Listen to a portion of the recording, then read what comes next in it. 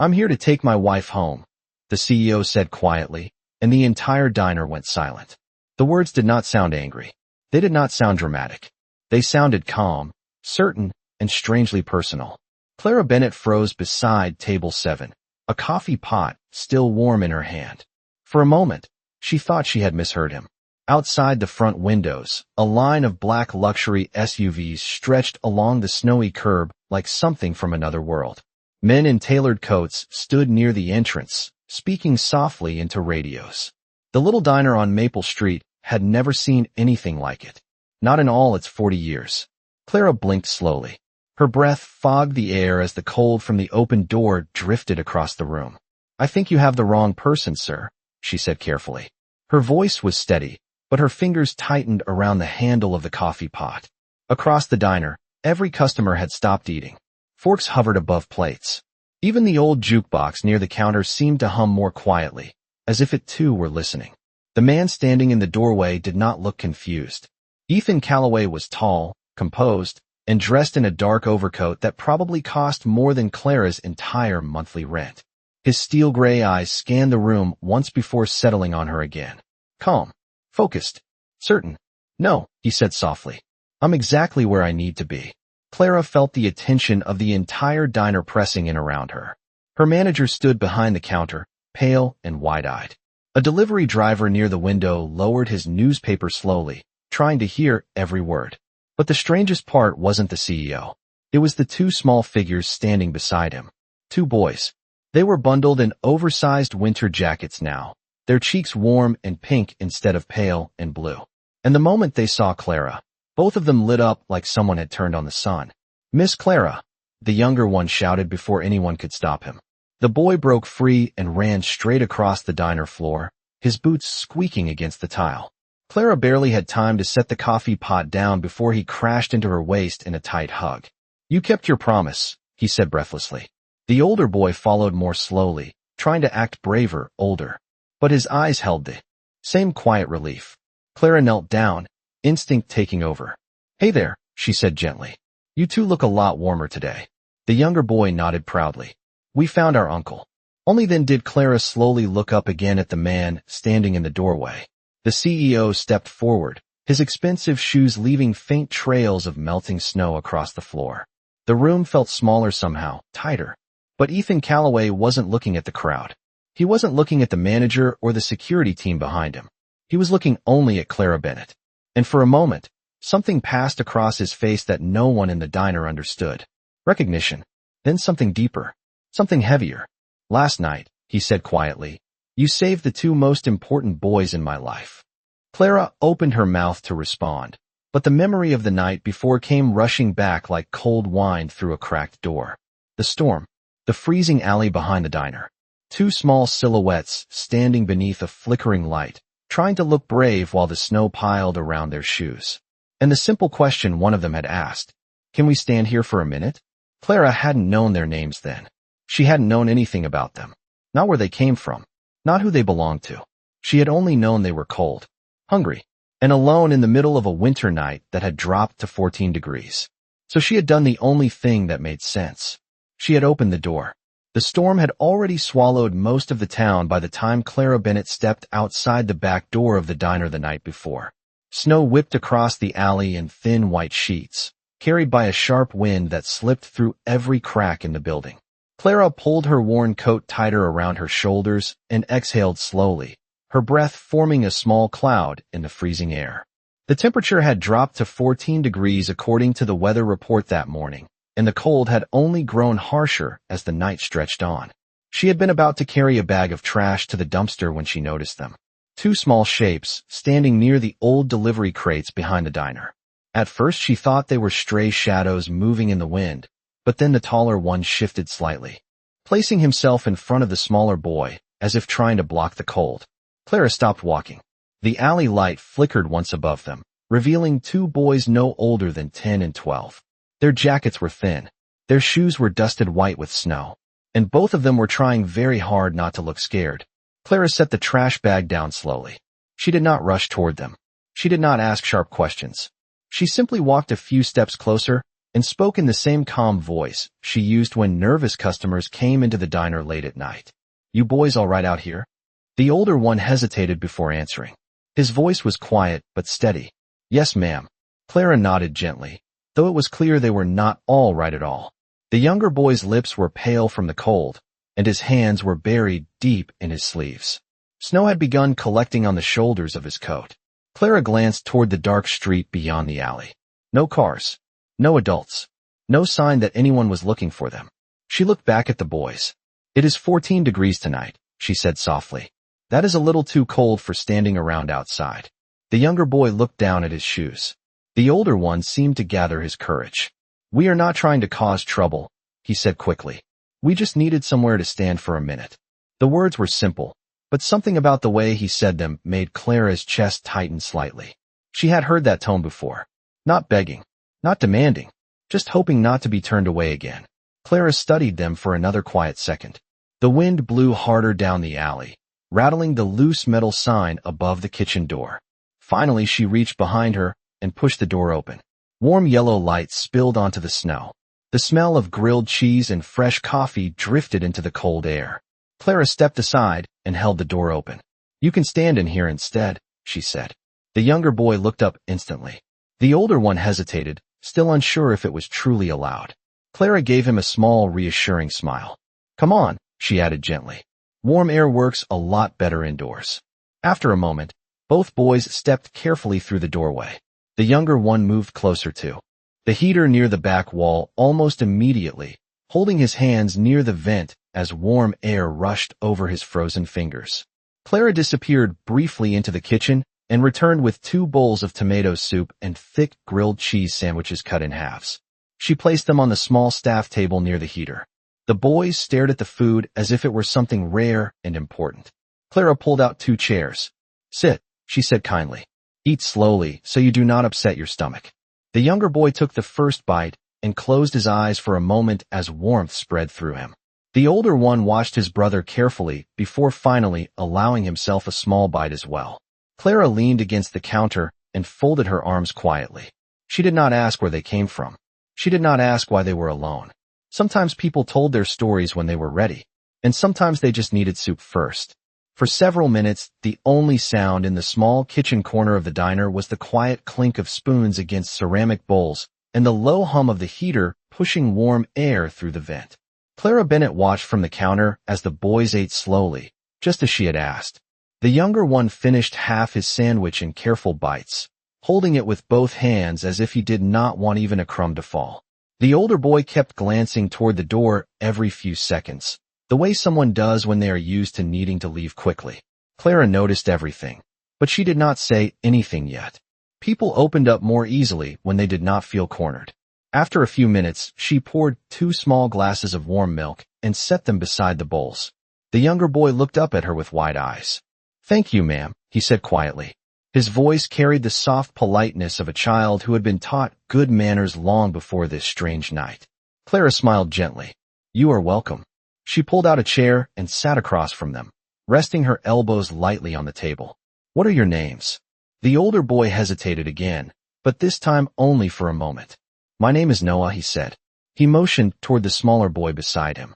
"And this is Milo." Clara nodded, as if those names were the most ordinary thing in the world. "Nice to meet you, Noah." "Milo." Milo lifted his grilled cheese sandwich slightly, like a tiny salute before taking another bite. Clara almost laughed, but she kept her voice calm. "Do you boys have someone looking for you tonight?" Noah's shoulders tightened just a little. The movement was small, but Clara noticed it immediately. He looked down at the soup bowl in front of him, watching the steam rise slowly. "Our uncle will find us," he said after a moment. The words sounded more like hope than certainty. Clara studied his face quietly. Noah did not look like a boy used to living on the streets. His clothes were thin for winter, but they were clean. His posture was straight. Even the way he spoke carried a quiet confidence that did not match the situation. Milo, on the other hand, seemed too tired to hide anything.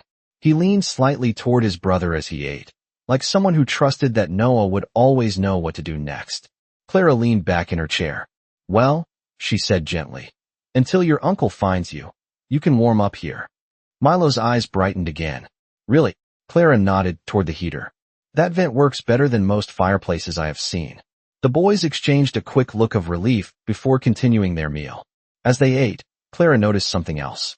Noah wore a small watch on his wrist. It was simple and silver, but the design was expensive. The kind of watch parents bought as a gift for a birthday or a special milestone. It was not the kind of thing children wandering the streets usually carried. Clara kept that observation to herself. After a few minutes, Milo pushed his empty bowl away and leaned back in his chair, clearly warmer now. His cheeks had returned to a healthy pink. "Miss Clara," he said suddenly. Clara raised an eyebrow. "How did you know my name?" Milo pointed toward the small name tag clipped to her uniform apron. "It says right there." Clara laughed softly. "Good observation." Milo looked pleased with himself for a second before his eyelids drooped slightly from exhaustion. Noah noticed too. He placed a steady hand on Milo's shoulder. "You can rest," Noah said quietly. Clara stood and grabbed 2 folded kitchen blankets from a storage shelf near the back wall. They were simple, gray cotton blankets used for delivery drivers who waited during long winter nights. She draped one around Milo and handed the other to Noah. "You boys can sit here as long as you need," she said softly. "The heater stays on all night." Noah looked up at her again, studying her face in a way that seemed older than his years. "Why are you helping us?" he asked. Clara paused for a moment, considering the question. Then she gave a small shrug. "Because it is cold outside," she said simply.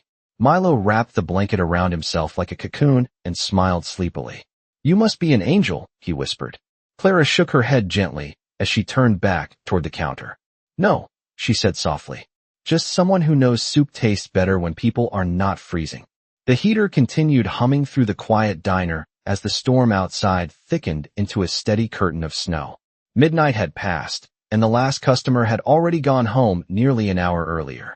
Clara Bennett wiped down the final counter with slow, careful movements, but every few seconds her eyes drifted back toward the small staff table near the heater. Milo had fallen asleep first.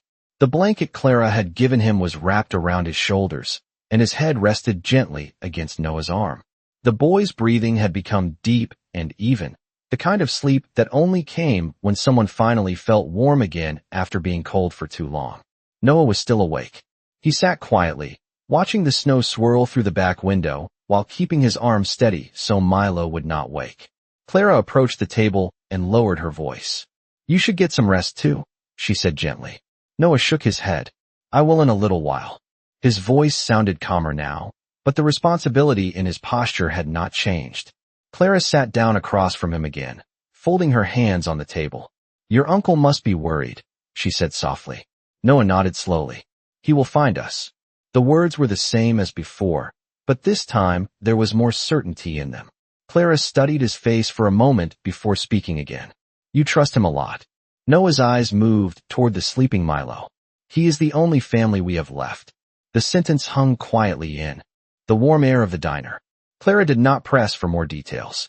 Instead, she reached across the table and slid a small plate of cookies toward him, leftovers from the afternoon shift. "You should eat one before you fall asleep too." Noah hesitated, then picked up a cookie and took a slow bite. For the first time that night, a small smile crossed his face. It was quick and careful, but real. Clara stood and dimmed the overhead kitchen lights until only the warm yellow glow above the heater remained. The diner looked softer in that light, less like a workplace, more like a place someone could rest without being hurried away. She returned with another blanket and placed it gently around Noah's shoulders. "You can lean back against the wall," she suggested quietly. "I will keep the door locked. No one will bother you." Noah nodded. Within minutes, his eyelids began to grow heavy. Eventually, he shifted slightly and allowed his head to rest against the wall beside Milo. Clara watched them for a moment longer before returning to the front counter. Outside, the storm continued to deepen. Snow piled against the edges of the windows, and the wind pushed white drifts across the empty street. Around 2 o'clock in the morning, Clara stepped outside briefly to check the alley again. The air stung her face instantly. The thermometer beside the kitchen door now read 12 degrees. She looked down the street once more, but there were still no cars and no footsteps in the snow. Whoever their uncle was, he had not reached this part of town yet. Clara returned inside quickly and locked the door again. When she walked back toward the heater, she noticed something she had not seen before. Noah's small silver watch had slipped slightly under the blanket, revealing a subtle engraving on the back of the metal band. Clara leaned a little closer without waking him. The engraving was small but clear beneath the kitchen light. Two simple words followed by a last name she recognized immediately. Calloway family. Clara blinked once in surprise. She straightened slowly, her eyes drifting toward the sleeping boys again. She had lived in this town long enough to recognize that name. The Calloway name appeared on hospitals, office towers, and half the charity buildings downtown. The family was known across the entire state. Clara looked back at the watch one more time before quietly stepping away. She did not wake them. She did not ask questions. Some stories revealed themselves when the morning arrived. Morning arrived slowly through the frosted windows of the diner, the gray winter light stretching across the quiet room like a soft curtain lifting after a long night. Clara Bennett had barely slept.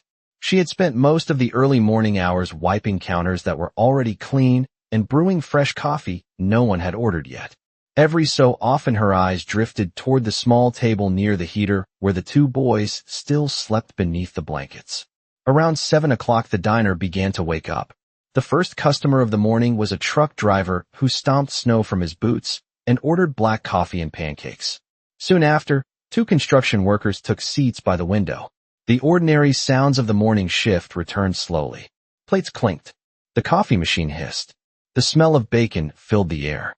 Clara moved through the routine of the morning like she always did, but something about the night before lingered quietly in the back of her mind. The watch engraving. The name Calloway. It was not a name that belonged in a freezing alley behind a small roadside diner. Around 8 o'clock Milo stirred beneath the blanket. His eyes blinked open slowly as he looked around the unfamiliar room. For a second he seemed confused. Then he spotted Clara behind the counter and smiled immediately. "Good morning, Miss Clara," he said sleepily. Clara walked over with 2 fresh mugs of warm milk and a plate of scrambled eggs and toast. "Good morning," she said softly. Noah woke a moment later, sitting up quickly as if remembering his responsibility all at once. His eyes scanned the diner before settling on Clara again. "Thank you for letting us stay," he said quietly. Clara placed the plates in front of them. "Breakfast first," she replied. Important conversations always work better after food. The boys ate with much more energy than the night before. Color had returned to their faces, and the warmth of the diner had replaced the shivering tension they carried when they arrived. While they finished their breakfast, Clara refilled coffee cups for the other customers and continued the morning shift.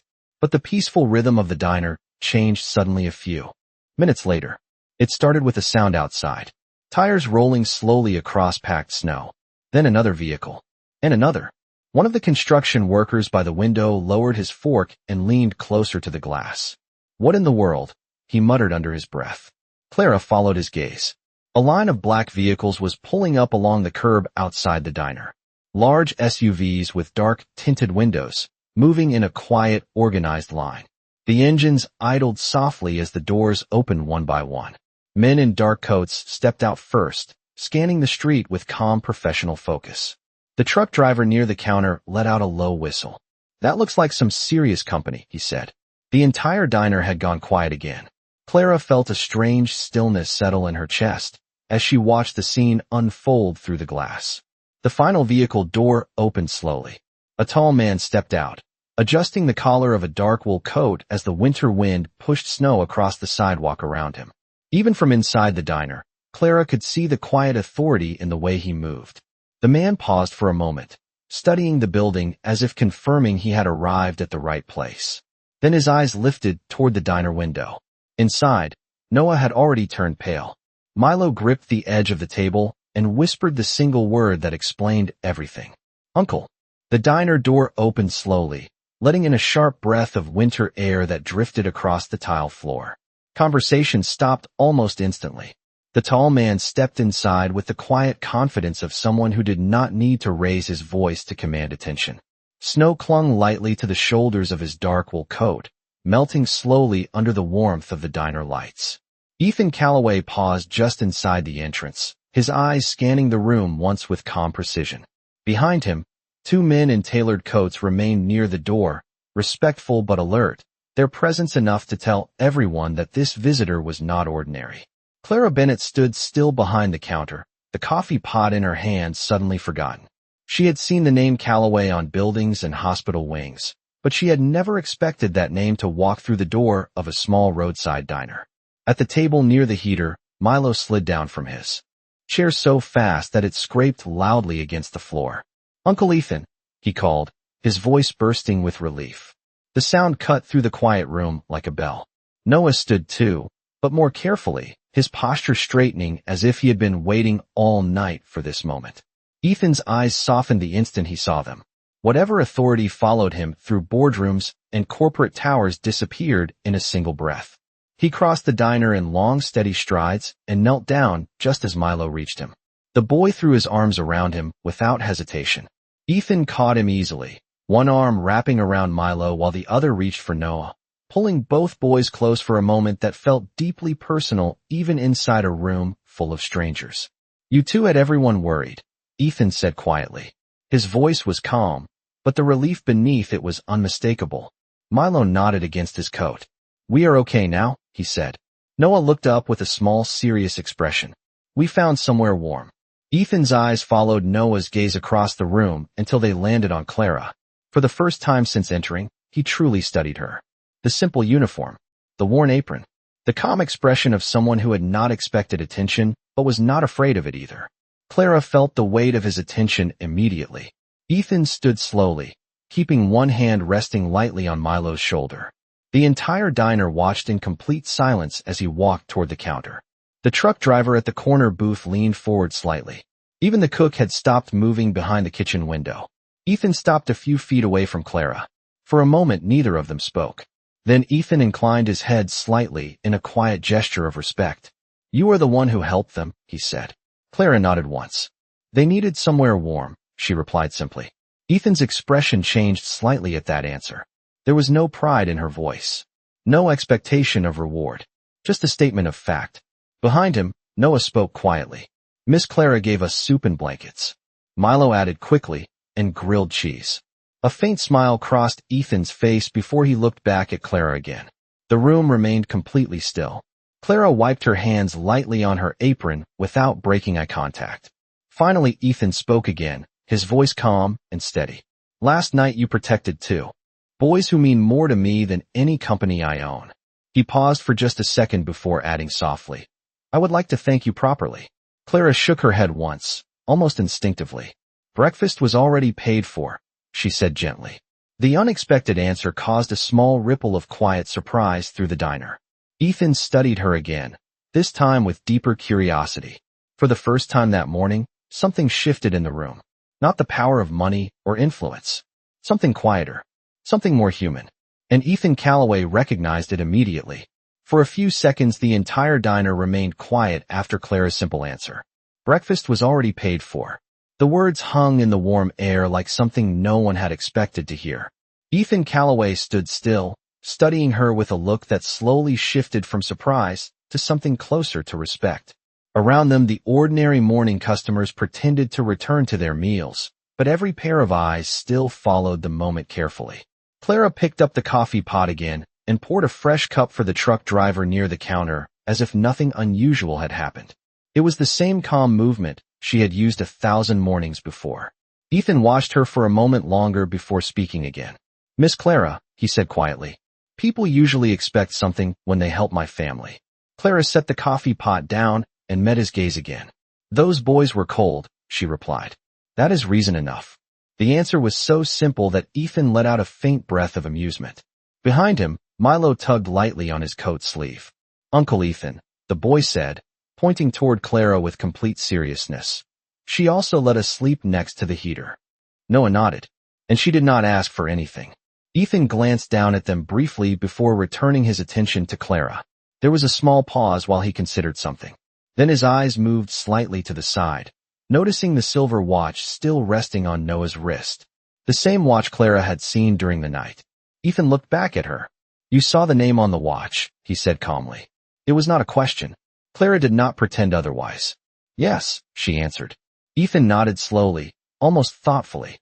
Most people would have called someone the moment they saw it. Clara leaned one hip lightly against the counter. "Most people probably would have asked questions first," she said. "I was more interested in making sure they finished their soup." A few quiet chuckles escaped from the nearby tables. Even the cook behind the kitchen window smiled slightly. Ethan's expression softened again, though the thoughtful look in his eyes remained.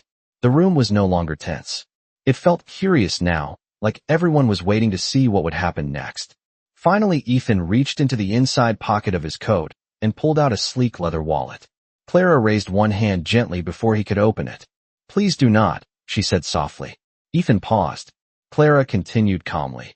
"If you try to pay me for helping them, you will ruin the whole point." The statement was so direct that Ethan slowly closed the wallet again without arguing. That seemed to surprise several people watching from the booths. Very few people in the state told Ethan Calloway what he should or should not do. Ethan studied Clara's face carefully. Then something shifted behind his eyes, as if a memory had surfaced unexpectedly. His attention moved briefly to the small name tag pinned to her apron. Clara Bennett. He repeated the name silently in his mind once. Then again, something about it felt strangely familiar. The silence stretched for a moment longer before Ethan spoke again, this time more slowly. "Miss Bennett," he said, "have we met before?" Clara frowned slightly, caught off guard by the question. "I do not believe so," she replied. Ethan did not answer immediately. Instead, he continued studying her with the careful focus of someone trying to recall a detail buried deep in memory. Across the diner, the morning light brightened through the windows as the snow outside finally began to slow. And for reasons Clara could not yet explain, Ethan Calloway's next words would change the quiet balance of the entire room. The quiet inside the diner deepened as Ethan Calloway's question settled in the air. "Have we met before?" Clara Bennett felt a faint crease form between her brows. She studied his face carefully now, not as a powerful man who had walked in with security and expensive cars, but simply as a person. Tall, composed, sharp gray eyes that carried both authority and patience. Yet nothing in her memory connected his face to any moment in her life. She shook her head. Gently. "I do not think so," she said. Ethan did not respond immediately. Instead, he continued watching her the way someone studies an old photograph that refuses to come into clear focus. Something about the way she spoke. The calm tone. The refusal to ask for anything in return. It stirred a memory that refused to fully form. Behind him, Milo leaned closer to Noah and whispered loudly enough for several people to hear. "Uncle Ethan does that when he is thinking." Noah gave a small, embarrassed sigh and nudged Milo's shoulder. The quiet humor eased the tension in the room. Clara crossed her arms lightly against the counter. "If you were trying to place where you saw me," she said calmly, "it was probably in the newspaper next to the breakfast specials." A few people chuckled softly at that. Ethan allowed a small smile as well, though the thoughtful look in his eyes did not disappear. Finally, he stepped slightly closer to the counter. His voice lowered, quieter now. "A few years ago," he said slowly, "a woman signed paperwork that helped finalize a private trust for my family." Clara remained still, but her attention sharpened. Ethan continued carefully. "It was done through a small legal office in the next county. She was not a lawyer. She was working part-time while studying." Clara's fingers tightened slightly against the edge of the counter. The memory surfaced almost instantly. A small office. Long evenings spent filing documents while saving money for classes she never finished. And one file that had been marked confidential. Ethan noticed the flicker of recognition in her expression. His voice softened further. The woman who helped process that file was named Clara Bennett. The entire diner seemed to grow quieter again. Clara exhaled slowly. "I remember the office," she admitted. "I worked there briefly." Ethan nodded once, the final piece of the memory settling into place. "You helped ensure that the guardianship trust for Noah and Milo could not be challenged." Noah looked up in surprise. "That was you." Clara glanced at him and gave a small nod. "Only paperwork," she said modestly. Ethan shook his head slightly. "Not only paperwork." He gestured gently toward the boys. "Without that document, their future would have been uncertain long before last night ever happened." Clara had not known that. At the time, it had simply been another stack of documents in a long evening of filing work. The room remained quiet as the realization settled across the small group. Ethan studied her once more, and this time there was no uncertainty in his expression. Only clarity. "You helped protect them once before," he said quietly. "And last night you protected them again." Clara gave a small shrug. "Looks like they have good timing." Ethan let out a quiet breath that sounded almost like disbelief. Then his eyes softened in a way no boardroom ever saw. And the words he spoke next carried the same calm certainty that had filled the diner when he first walked in. The diner remained quiet as Ethan Calloway finished speaking, his words settling over the room like the final piece of a puzzle sliding into place. Clara Bennett stood behind the counter with her hands resting lightly against the worn wood, absorbing the unexpected weight of the moment. She remembered the office now. A small legal firm with flickering fluorescent lights and endless stacks of documents that needed organizing. She had taken that job during a difficult year when she needed money for tuition and rent. The file Ethan mentioned had been marked confidential, but to Clara it had simply been another responsibility. She had stayed late to make sure every document was correct, every signature placed exactly where it belonged. She had never imagined the paperwork protected the future of the two boys now standing in front of her. Noah looked between Clara and his uncle with quiet amazement. "So she helped us before we even knew her," he said softly. Ethan nodded. "Yes," he replied. "And last night she helped you again without knowing who you were." Milo tilted his head thoughtfully, then smiled at Clara with the open honesty only children carried. "That means she has been on our team the whole time." The simple statement caused several people in the diner to laugh gently, the tension dissolving into something warmer. Clara shook her head with a quiet smile. "I do not remember signing up for a team," she said. Ethan looked at her for a long moment, then glanced around the diner. The small place had returned to its morning rhythm, but the atmosphere felt different now. The truck driver quietly sipped his coffee while pretending not to watch. The cook leaned against the kitchen window with open curiosity. Outside, the snow had finally stopped falling, leaving the street covered in a soft white calm. Ethan stepped slightly closer to the counter. His voice was steady, but softer now, almost reflective. "Most people spend their lives trying to prove their importance," he said. "You seem completely comfortable not doing that." Clara wiped an invisible spot from the counter with a cloth. "Most people who eat here are more interested in pancakes than in important people," she replied. Ethan let out a quiet breath of amusement. Then his expression grew thoughtful again. "Last night you gave those boys warmth when they needed it most," he said. "Years ago you gave them security before they even knew they would need it." Clara met his gaze calmly. "Sometimes helping someone is just good timing," she said. Ethan shook his head slightly. "Sometimes," he replied. "But sometimes it is character." Milo tugged gently on Ethan's coat again. "Uncle Ethan," he said, "can Miss Clara come visit us sometime?" Ethan looked down at him, then back at Clara. "That is a generous invitation," he said. Clara considered the idea for a moment before giving a small smile. "If they promise not to run away into snowstorms again," she said lightly. Noah nodded quickly. "Deal." Ethan extended his hand across the counter. Clara hesitated only a moment before shaking it. His grip was firm but respectful. No cameras. No reporters. Just a quiet agreement between people who understood the moment without needing to announce it. As Ethan turned to leave with the boys, Milo waved enthusiastically. "Thank you for the soup," he called. Clara waved back. The door opened again, letting in a gentle breeze that no longer carried the sharp edge of the storm. The black vehicles slowly pulled away from the curb one by one until the street returned to its normal quiet. Inside the diner, Clara picked up the coffee pot and returned to the morning routine as if nothing extraordinary had happened. But everyone who had witnessed the moment understood something simple that day. True kindness rarely arrives with headlines or applause. Sometimes it arrives quietly with a bowl of warm soup and a door held open on a freezing night.